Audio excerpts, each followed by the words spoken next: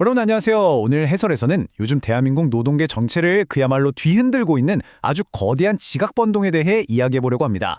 최근에 법적 기준 하나가 딱 바뀌면서 산업 현장 곳곳에서 정말 상상치도 못했던 파장들이 연이어 터져나오고 있거든요. 이게 그냥 법률 용어 하나가 슬쩍 바뀐 수준이 아닙니다. 수만 명의 근로자, 수많은 기업들, 그리고 우리 사회 경제 구조 전체를 뒤흔들고 있는 진짜 흥미롭고도 중요한 이슈입니다. 자, 과연 현장에서 무슨 일이 벌어지고 있는지 본격적으로 한번 파헤쳐 보겠습니다. 자, 제가 좀 도발적인 질문을 하나 던져보면서 시작하겠습니다. 만약에 제 월급 봉투에 서명하지 않은 사람도 과연 저의 사장님, 그러니까 사용자가 될 수 있을까요? 우리가 지금까지 살아오면서 알던 상식으로는 에이, 당연히 아니죠 하실 겁니다. 월급 주고 근로계약서에 도장 찍은 사람이 당연히 사장이니까요. 그런데요, 오늘 이야기 들어보시면 아시겠지만 이제 대한민국에서 이 질문에 대한 대답은 예, 될 수도 있습니다로 확 바뀌고 있습니다. 대체 이게 어떻게 가능한 걸까요? 그 이유가 바로 이른바 노란봉투법으로 불리는 개정노동조합법 때문입니다. 여기서 제일 중요한 진짜 핵심 키워드가 뭐냐면요. 바로 실질적 지배라는 말입니다. 쉽게 말해서 직접 근로계약을 맺은 당사자가 아니더라도 그 근로자의 일하는 조건에 대해 실질적이고 구체적으로 지배하고 결정할 수 있는 힘이 있다면 그 사람도 사장님, 즉 사용자로 보겠다는 겁니다. 다시 말해 하청업체 노동자가 자신을 고용한 하청업체 사장님을 건너뛰고 원청업체한테 다이렉트로 우리랑 직접 협상합시다 하고 요구할 수 있는 강력한 법적 권리가 생겼다는 뜻이죠. 예전 룰은 진짜 심플했어요. 오직 직접 고용 계약을 맺은 사람만 딱 사용자로 봤으니까요. 그런데 이제는 근로조건에 대한 실질적인 영향력, 이 기준이 돼버렸습니다. 사실 바로 이 지점에서 모든 문제가 시작됩니다. 실질적 영향력이라는 이 말 자체가 곰곰이 생각해보면 굉장히 모호하고 추상적이잖아요. 그러다 보니까 도대체 누가 진짜 사장이냐를 두고 산업 현장에서는 해석이 다 엇갈리고 엄청난 혼란이 가중되고 있는 겁니다. 그래서 오늘 해설에서는요, 이 법적 변화가 불러온 나비 효과를 4단계로 쫙 짚어보겠습니다. 요동치는 산업 현장부터 시작해서 원청 교섭 요구 움직임, 교섭권 확대의 역설, 그리고 마지막으로 이런 모호한 기준을 보완하려는 입법 움직임까지 핵심만 빠르게 살펴볼게요. 자, 그럼 첫 번째, 요동치는 산업 현장입니다. 법률적 모호함이 대기업과 중공업 현장에 지금 어떤 현실적인 충격을 주고 있는지 바로 보시죠. 삼성전자, 현대자동차, 포스코, HD현대, 이름만 들어도 아는 우리나라 핵심 산업을 이끄는 거인들이죠. 그런데 지금 이 기업들 모두가 전국적인 노사 분쟁으로 엄청난 홍역을 치르고 있습니다. 옛날처럼 그냥 임금 좀 올려달라는 수준이 아니에요. 쟁점이 진짜 다양해졌습니다. 삼성전자는 성과급제도 확 바꾸자며 파업 위기까지 갔었고요. 현대차나 기아는 AI나 로봇 들어오면 우리 일자리 어떻게 되냐 하면서 고용 불안정 문제나 완전 월급제 같은 게 핵심으로 떠올랐습니다. 포스코는 협력사 직원 무려 7,000명을 직접 고용하라는 문제로 갈등이 격화돼서 쟁의권 확보 절차에 들어갔죠. 여러분, 이게 그냥 어쩌다 생기는 개별 기업의 해프닝이 절대 아닙니다. 대한민국 노동구조 전체의 시스템이 완전히 재편되고 있다는 명백한 증거인 거죠.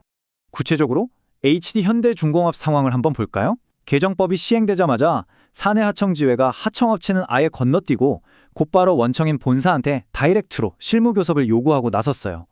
요구 조건도 원청 직원들이랑 성과가 똑같이 달라, 기본급 올려달라 이런 겁니다. 새 법안을 아주 확실한 지렛대 삼아서 원청업체를 협상 테이블로 확 끌어낸 정말 대표적인 사례죠. 법 시행 이후에 노동위원회 판정들을 봐도 대체로 하청노조촌을 들어주는 추세거든요. 그러니까 이런 움직임은 앞으로 훨씬 더 거세질 게 뻔합니다. 그럼 이 난리가 제조업에만 머물러 있을까요? 두 번째, 원청 교섭을 향한 움직임입니다.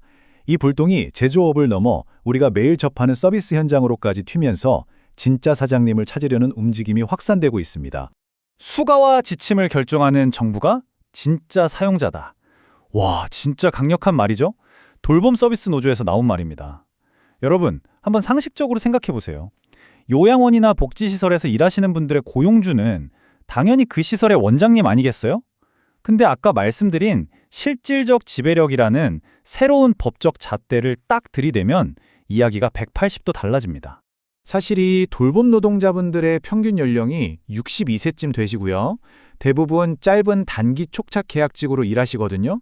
고용 환경이 꽤 불안정하죠. 근데 이분들이 지금 동네 요양원 원장님이 아니라 보건복지부, 그러니까 거대한 정부 부처를 향해 직접 교섭을 요구하고 나선 겁니다. 왜냐고요? 결국 자신들의 임금이랑 직결되는 수가나 업무 지침을 정하는 건 정부잖아요. 그러니까 정부가 내 근로조건을 실질적으로 꽉 쥐고 통제하고 있으니 진짜 사장인 정부가 직접 협상 테이블로 나오라는 아주 날카로운 논리인 겁니다. 법적 해석이 확장되니까 교섭 대상이 동네 사업장을 넘어서 국가기관으로까지 뻗어가는 현장, 참 놀랍지 않나요? 자, 세 번째는 교섭권 확대의 역설입니다. 취약계층 노동자 권리를 지켜주려고 교섭권에 쭉 늘려놨는데 이게 뜻하지 않게 엉뚱한 제3자한테 피해가 튀는 현상들이 나타나고 있거든요. 양쪽 입장을 다 객관적으로 봐야 이 법의 진짜 파급력을 알 수 있습니다. 최근에 화물연대 CU지회가 CU 편의점 본사인 BGF 리테일을 상대로 무려 25일 동안이나 파업을 벌인 적이 있어요. 사실 화물기사분들은 법적으로는 개인 사업자인데 사실상 원청인 본사랑 협상하겠다고 나선 거죠. 결과가 어땠을까요? 물류센터가 꽉 막히면서 전국 동네 편의점 매대에 도시락이며 주류며 텅텅 비어버리는 초유의 물류마비 사태가 벌어졌습니다. 자, 여기서 102억 원이라는 숫자를 한번 보시죠. 정말 억소리 나는 금액인데요. 이게 편의점 본사나 노조가 입은 피해액이 절대 아닙니다. 파업하는 25일 동안 물건이 안 들어오니까 하루 매출이 20에서 30%씩 뚝뚝 떨어졌을 거 아니에요? 정작 협상 테이블 근처에는 가보지도 못한 개별 CU 가맹점주님들이 고스란히 떠안은 재산상 손실 추정액입니다. 노사 양쪽이 팽팽하게 싸우는 와중에 아무 결정권도 없는 우리 동네 소상공인들이 1차적인 충격을 다 뒤집어 쓴 거죠. 이게 어떻게 연쇄적인 비용 부담으로 굴러가는지 그 구조를 한번 뜯어볼게요. 첫째, 파업은 결국 운송료 7% 인상 같은 조건으로 타결이 됐어요. 둘째, 이러니까 CU 물류를 담당하는 쪽은 연간 영업이익의 절반이 훌쩍 넘는 약 110억 원이라는 어마어마한 새로운 고정비용을 짊어지게 됐습니다. 그리고 셋째, 이게 제일 우려되는 부분인데요. 본사가 떠안은 이 막대한 비용이 하늘로 솟겠습니까? 땅으로 꺼지겠습니까? 결국 수수료 체계를 바꾸거나 상품 가격을 올리면서 또다시 가장 취약한 개별 가맹점주들한테 전가될 가능성이 굉장히 높다는 겁니다. 노동권 확대를 위한 법이 의도치 않게 또 다른 경제적 약자인 자영업자들을 시상시키는 참 아이러니한 비용의 폭포를 만들고 있는 거죠. 마지막 네 번째, 모호한 기준과 보안 입법입니다. 현장 혼선이 이렇게 걷잡을 수 없이 커지니까 정치권에서도 더 이상은 안 되겠다 싶어서 이 예측 불가능한 파장을 막을 방파제를 세우기 시작했습니다. 현재의 모호함을 좀 해결해보자고 나온 박수민 의원의 개정안 내용인데요. 지금 법은 실질적 지배라는 말이 너무 추상적이라 사람마다 해석이 다 다르잖아요. 그래서 이참에 사용자의 범위를 사업주와 동일시할 수 있을 정도로 명확한 권한과 책임을 담당하는 자로 아주 구체화하려는 겁니다. 게다가 현행법은 공장 이전이나 투자 결정 같은 진짜 경영진의 고도의 판단까지도 파업 대상이 될 수 있다는 우려가 컸거든요. 그래서 개정안은 파업 대상을 오직 근로조건에 관한 걸로만 엄격하게 딱 잘라서 기업의 경영자율성은 좀 지켜주자는 시도를 담고 있습니다. 정리해보면 이 보안입법의 목표는 꽤 명확하죠? 너무 광범위하고 추상적인 파업은 좀 막고 사용자라는 선을 확실하게 그어서 엉뚱한 법적 해석을 줄이자는 겁니다. 기업들이 미래를 예측하고 경영할 수 있게 보호해주면서 동시에 무엇보다 아까 그 편의점 점주님들 사례처럼 협력업체나 제3자한테 엉뚱하게 경제적 타격이 퍼져나가는 걸 어떻게든 최소화해보자. 이게 이 법안이 던지는 핵심 메시지입니다. 자, 오늘 쭉 보신 것처럼 사용자라는 단어 하나의 뜻을 넓힌다는 게 이렇게나 깊고 거대한 나비 효과를 불러옵니다. 마지막으로 여러분께 이 질문을 하나 꼭 던져보고 싶네요. 취약한 근로자의 정당한 권리를 든든하게 보호해주면서도 동시에 기업과 억울한 제3자가 겪을 수 있는 예측 불가능한 경제적 혼란을 막으려면 우리 사회는 과연 어디쯤에서 그 완벽한 균형점을 찾아야 할까요?